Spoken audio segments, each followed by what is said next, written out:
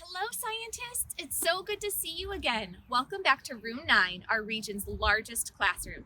My name is Mrs. Stobbs, and I teach kindergarten in the Maplewood-Richmond Heights School District right here in St. Louis. And today I'll be teaching another science lesson for kindergartners and for preschoolers. But of course, as always, all learners are welcome to join me. So let's have some fun right now on this beautiful day. So my friends, I bet that you've noticed that the world seems to be changing right now. Have you noticed that? Have you noticed that we are moving from one season to another? What two seasons are we moving between? It was winter when it was so cold and snowy, and now it's turning into spring. And in spring, you start to see lots of beautiful things. You see flowers growing on trees. This tree just has the buds, but pretty soon these are going to be beautiful flowers. I wonder if you have trees like this in your yard. And then also, oh my goodness, I spotted over there some beautiful flowers. Come with me. In spring, we have so many beautiful things that are just starting to pop up all around the world. So let's go look at some beautiful, colorful flowers that are over here. And I wonder if you have any beautiful, colorful flowers around you. Look at these beautiful purple flowers. They weren't here just a few weeks ago. Spring is a wonderful season because the world seems like it's changing and new things start to pop up. We have flowers, we have buds on trees. Pretty soon you'll start to hear baby birds chirping. You might even see some baby bunnies, maybe even in your backyard. So the world is full of changes. But I have a question for you. Let's come over here. I spotted a rock over here. Do you see these rocks? Do you think they're going to change? Do you think they're going to look any different than how they did in the wintertime? Now the ground and the trees and even the animals around us are looking different than what they did in the wintertime. But this rock, I don't think is going to look any different than it did in the winter. Now, in the winter, you might be saying, Mrs. Stobbs, it probably was covered with snow in the wintertime. And you're right, but this rock is not going to grow or change like the flowers are growing and changing right now. Do you know why that is? Have you ever heard of living things and non-living things? Oh boy, if you can think of something that is living, can you shout it out? Oh, a dog, that's a good one. A cat? Oh, so fun. A tree, we just saw a tree, you're right. Oh, another one, shout out another one. Did someone say an ostrich? Oh, that was a great one. Oh, and I heard somebody say people. You're right, all of those are living things. People and animals and plants are all living things. But things like rocks are non-living things. Can you think of examples of other non-living things like rocks, things that aren't alive? Did you say your couch? Oh, you're right. I bet you're glad that your couch isn't alive because then you have to be careful whenever you sat on it. What about, let me see. Oh, your cars. You're right. Your cars aren't alive. Well, then that makes me think, what makes something living or non-living? Do you know? Well, one thing I said already is that plants and animals, they grow and change. Like I said, in the spring, we have flowers that are just starting to burst out of the ground. They're growing, they're changing. Also, people and animals grow and change. People start off as teeny tiny babies, and then they turn into little kids, and then bigger kids and teenagers, and then they become adults. And the same thing with dogs. They start off as teeny tiny cute little puppies, and then they grow into big dogs. And then what about plants? Plants start off as teeny tiny little seedlings, and then they grow and grow and grow, and then they might even get as big as some of these trees. So big. So living things grow and change. And this rock, it might change. It might get smaller. If somebody would pick it up and drop it, it might get smaller. but it's not going to get bigger. It's not going to grow and change. Okay, that's one way that we can tell if something is living or not living. It grows and changes. Now, does this rock need anything to stay here? Does it need anything to help it survive? No, it just sits here and it's totally fine. It could be out here in super cold weather. It could be out here in super hot weather. It doesn't need to go get a drink. It doesn't need to go eat something. It just sits here. But what about people? Do we need things to help keep us alive? Yes, we do. We need food. We need water. We need air. Can you take a deep breath with me? We also need shelter. We need a place to live. What about animals? What do they need to survive? They also need food, air, water, and shelter. And what about these plants? What about these little flowers? They need dirt and water and air, right? And if they didn't have enough water, or if they didn't have good dirt, they wouldn't be living anymore. They would shrivel up. So living things need other things to survive. So we know that living things grow and change. They need food, air, and water to survive. And then also, all living things can move on their own. Can you show me how you can move on your own? Whoa. You can do a little dance. Oh, I know. Can you show me how a snake would move on its own? Oh boy. Can you show me how a bird would move on its own? Good job. What about, this is a tricky one. How does a plant move on its own? Now I don't see these plants wiggling around like crazy, but plants do grow and move on their own. They start off very small and then they slowly grow and they get bigger and bigger. And you know what? Plants also turn their leaves toward the sun. They move so slowly though that it's hard for us to see it, but plants do move on their own. Wow, does this rock move on its own? No, it would never move on its own. It would have to be moved. Oh, we've learned about pushes and pulls. We would have to use a push or a pull to make it move. So that is the difference between a living and a non-living thing. So my friends, today we are going to learn even more about living and non-living things and how you are a living thing. You are an amazing living thing. So let's go back to our classroom and learn a little bit more. Okay, now that we're back in our classroom, it's time to learn a little bit more about living things, and especially about how you are a living thing and how I am a living thing. And remember, whenever we were outside, we learned that living things grow and change. They need food, water, and air to survive, and they can move on their own. Now, let's read a book, though, to find out a little bit more. This book is called I Am a Living Thing, and it's by Bobbie Kalman. Let's read this book together. I Am a Living Thing. And this book is published by the Crabtree Publishing Company, and they gave me permission to read this book to you.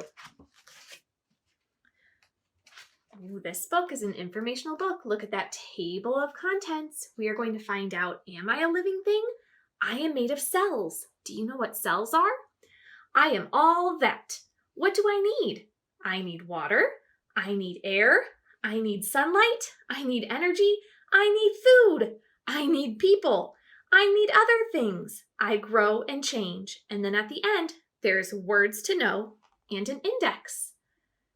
So we're going to find out a lot in this book. Am I a living thing? That's a heading in this book, and a lot of informational books have headings. Am I a living thing? Plants are living things. Animals are living things. People are living things too. I am a person. I am a living thing. Living things need air, water, and food. Most living things also need sunshine. I need air, water, food, and sunshine. I need plants and animals. Did you know that we need plants and animals? We do. I need a place to live. I need people who love me. Do you need all of those things too? You do. I am made of cells. Have you ever heard that word before? Cells are too tiny for us to see, but they make up our body. I am made up of tiny things called cells. You can see cells only with a microscope. And remember, microscopes help us see things that are teeny, teeny, tiny. Some living things have just one cell. Other living things have many kinds of cells. People have many kinds of cells. The cells shown here are all in our bodies. Ooh, here are some different types of cells. This is what your brain cells look like. So up in your brain, can you touch your brain? This is what your blood cell looks like. This is what a bone cell looks like, makes up your bones. This is what your skin cells look like. Do you see that on your skin? No, but if you had a microscope, you could see it. And your fat cells, and everybody has some fat on their body to protect themselves.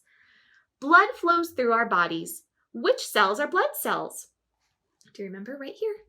Nerve cells tell us when we are cold or hurt. Which are nerve cells? Brain cells make our bodies work. Skin cells cover our bodies. And it says here, the blue cells are nerve cells. The beige cells above are skin cells. The orange cells are your brain cells. And the red cells are blood cells. So there are some pictures of your cells close up. Isn't that amazing that that's what we're made out of? I am all that. I am a mammal. Mammals are animals with hair or fur on their bodies. Do you have hair on your body? You do. You have hair on your head, but you also have hair on your arms and your legs all over your body. Mammals have backbones. Oh, do you have a backbone? Can you feel your backbone? You have to press a little bit harder. See if you can feel something right in the middle of your back. Mammals have backbones and skeletons inside their bodies. Living things with backbones and skeletons are called vertebrates. I have a backbone and a skeleton. I am a vertebrate. And that is what our skeletons look like. Isn't that fun? Big brains. Do you have a big brain? Yes, you do. You have a very big brain. Vertebrates have large brains. People are the smartest vertebrates. We can learn many things. Oh my goodness. I see eyes, ears, nose, a mouth with a tongue, and then someone using their hands. What does that remind you of? We learned about it a long time ago. The 5 senses. 5 senses. Vertebrates have senses. I have 5 senses. My senses are sight, hearing, smell, taste, and touch. I see with my eyes. I hear with my ears. I smell with my nose. I taste with my tongue. And I touch with my fingers. Really, you can touch with any part of your body, right? But people are living things, and living things have senses. What do I need? Air, water, sunshine, soil, and rocks are non-living things. Oh, do you remember that rock that we saw outside? But then also air and water and sunshine and dirt are non-living things. They don't grow and change. They don't move on their own. They don't need food, air, water to survive. These things are not made of cells. Non-living things are very important to me. I could not stay alive without them. So we depend on non-living things to survive. I need water. How many of you like to get a drink of water? Oh, I do. It's so good, especially after you've been outside playing and you're so thirsty and you just need to go, drink some water. Did you know, though, that our bodies are made up of water? They are. It says, my body is made mostly of water. Wow. I need to drink water all day long to keep my body healthy. I also take baths in water and wash my clothes in water. I love to swim and play in water too. Can you show me how you like to go swimming? Oh, good. We also use water to clean ourselves and to clean our clothes. And of course, we go, drink it. It makes our bodies healthy. I need air. Can you take a big deep breath in? Another big deep breath in. We need air to survive. And that's what the book says. I need to breathe air to survive. I breathe air using my lungs. The part of air I inhale or breathe in is called oxygen. So breathe in some oxygen. And you can even feel your lungs getting bigger. Try it again. You're breathing in oxygen. But then the part of air that you exhale or breathe out is called carbon dioxide. So you breathe in oxygen and you breathe out carbon dioxide. And then plants do the opposite. They take in carbon dioxide and they release oxygen. They make the air fresh for us to breathe. These girls are planting a tree to make the air fresher to breathe. I need sunlight. Do you like sunny days? I like sunny days, except sometimes I get sunburnt. Do you ever get sunburnt? Yeah, you have to put on sunscreen or wear a hat or maybe sit under an umbrella so that you don't get burned. But I do like sunny days. And why is sunlight so important? Let's read on. Sunlight keeps me warm. Have you noticed that? We talked about that, how sunlight can make it feel so much warmer. If you stand in the shade, you feel a little bit cooler, but if you stand in the sun, you feel warmer. So sunlight keeps our bodies warm. My body needs to be warm to stay alive. Without sunlight, the world would be cold and dark. And it says, without sunlight, I could not see the beautiful colors on this butterfly. Oh boy. So sunlight is important to us too, even though it's not a living thing. I need energy. Living things need energy. Energy is the power to do things. I need energy to move, to grow, and to think. I need energy to play, to have fun, and to be happy. Do you have a lot of energy? You know what? Sometimes grown-ups tell kids, you have so much energy because you're just running around all the time. And we say, oh my goodness, I wish I had that much energy. And it's true, kids have a lot of energy. But where does your energy come from? Let's keep on reading. All energy comes from the sun. That's what it says. Plants take in the sun's energy through their leaves, and then plants use energy to make food.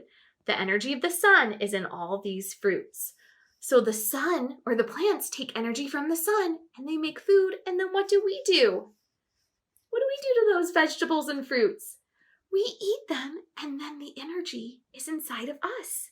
So sometimes if you're ever feeling very slow and tired, sometimes you just need a snack, and then you feel much better. And sometimes maybe you need a little bit of a nap too, right? I need food. How many of you want some food right now? I just ate some lunch, so I'm not too hungry. But I know sometimes I do feel very hungry and I say, I need food. Plants can get energy from sunshine, but people need to eat food to get energy. The energy of the sun is in the plant foods and in foods that come from animals. Most people eat both kinds of food. This girl is eating a meat kebab. Ooh, what sort of foods do you see around here that you like to eat? Do you like cheese? Oh my goodness, I love cheese. It's one of my favorite foods, and it gives us minerals and calcium. It gives us calcium to make your bones and your teeth strong. What about beans? Do you like beans? I love beans. What about raspberries and blueberries? And kiwi? Do you like fruit? I love fruit, and I love the spring and summer whenever fruit starts to get to be more fresh, whenever you can grow it. What about peppers? Do you like peppers? Some of those might be spicy peppers, but some of them might be sweet peppers. I love sweet peppers. Spicy peppers I like a little bit, but sweet peppers, one of my favorite foods. What about celery? Ooh, maybe with some peanut butter. Maybe you can make some ants on a log. That's so much fun. What about juice? Juice is really good for you. What about hamburgers? Cheeseburgers. Oh, yum. The cheeseburgers have important nutrients that you need too. And what about tacos? Yummy. Oh, and I forgot one. Bread. I love bread. I think I said that in another video, but I love bread. Okay, let's look. Which foods on this page come from plants? Can you point to them? Shout them out? Which one just come from plants? All the fruits and the veggies do. What about bread? You know what? Bread comes from a plant too. It comes from wheat. And then you turn it into flour and then you make bread. Okay, which foods come from animals? Ooh, the hamburger, the meat on the hamburger comes from an animal. The cheese comes from an animal, and the meat in the tacos come from animals too. So we need both foods that come from plants and also foods from animals. And some of you might just eat foods from plants, and that's okay too. Just as long as you get enough nutrients, enough of that energy from the food. Okay, so we already said we need food, water, air, sunlight. But you know what? People need other things too to be happy. We need people. And that's what this page says. I need people. I need other people. I need my family, and I need to be part of a community. A community is a place where people live. It is also the people who live at that place. So your community might be your family, it might be your neighborhood, it might be people at your school or your church, or maybe on a sports team. Those are the people that you spend time with, and they help take care of you. But your family also is very important. I am a part of a family who loves me, and I am part of a school community. And you know what, in my classroom, we always talk about how we're part of a community and we're part of a little family because we want to take care of each other. Earth is a big community that I share with many people. Some people have different beliefs, and some people live in faraway places. And some people are my very best friends. We are all different, and we are all special. So people need other people. Okay, let's think about some other things that we need. It says, I need other things. I need a place where I can feel safe. I hope you have a place that makes you feel safe. Maybe home or at school, maybe just in your bed all snuggled up with your stuffed animals. I feel safe in my home. My home protects me from wind, rain, snow, and the hot sun. My home is a place where I sleep, eat, and have fun. It is a place to which I can invite my friends. I am very lucky to have a home. Not everyone has a home. Did you know that there are people that do not have homes? And it makes this author feel a little bit sad, and it makes me feel a little bit sad too.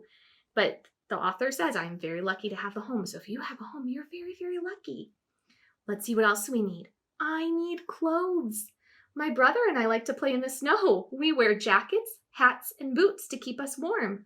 We have summer clothes too. And I bet some of you are starting to change out of your winter clothes into your warm weather clothes because it's getting warmer outside. And let's see what else these kids say they need. He says, I need to sing. I love music. I need to study so I can become a doctor.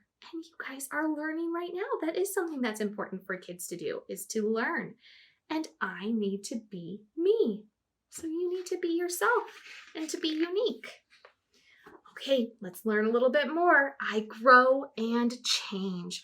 We talked about that is something else that living things do. Some animals hatch from eggs, like this little chick. But did you hatch from an egg? No! You were just born. It says mammals are born. I did not hatch from an egg like a bird. I am a mammal, and I was born a baby, just like this one. Look at that teeny tiny baby. Oh, the baby's even in a nest. We don't put our babies in a nest. I could not walk or talk, but I can do both now. So when you were teeny tiny baby, you weren't that teeny tiny. Whenever you were teeny tiny baby and your mommy rocked you like that, you couldn't walk or talk, but now you can walk and talk. You can feed yourself. You can do lots of important things because you're growing and changing. You are a living thing, and living things grow and change. This page says, there is a new baby in my family. Once I was as small as he is. I grew and I learned to walk and talk. I am still growing and changing. I go to school now. I can read and write. And when I grow up, I can have babies too. Growing, changing, and having babies is called a life cycle. A new life cycle starts with each baby that's born. And here's a picture or a chart showing a life cycle. Living things grow and change.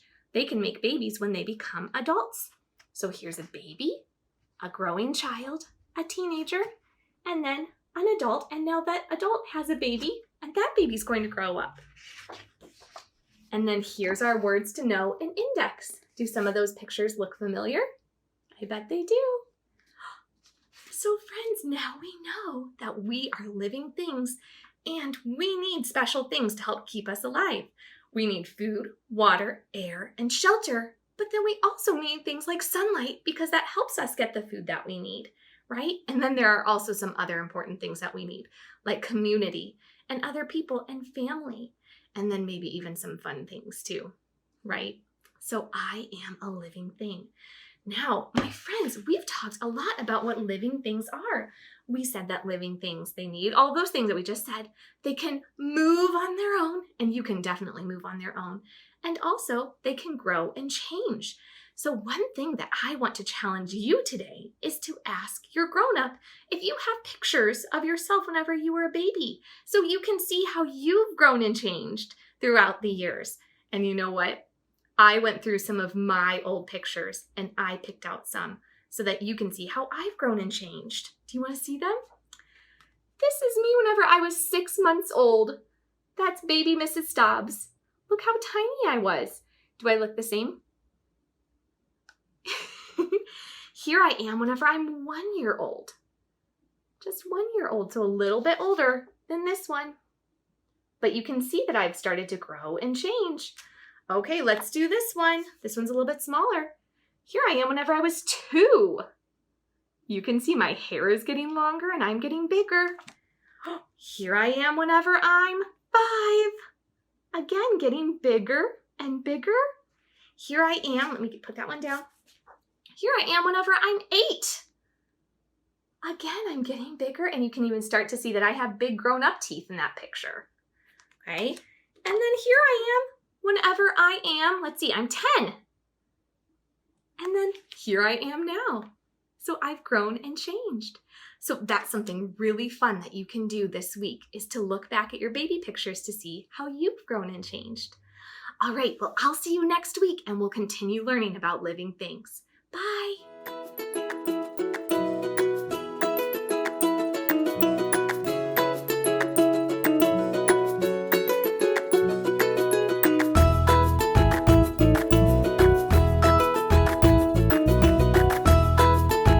Teaching in Room 9 is made possible with support of Bank of America, Dana Brown Charitable Trust, Emerson, and viewers like you.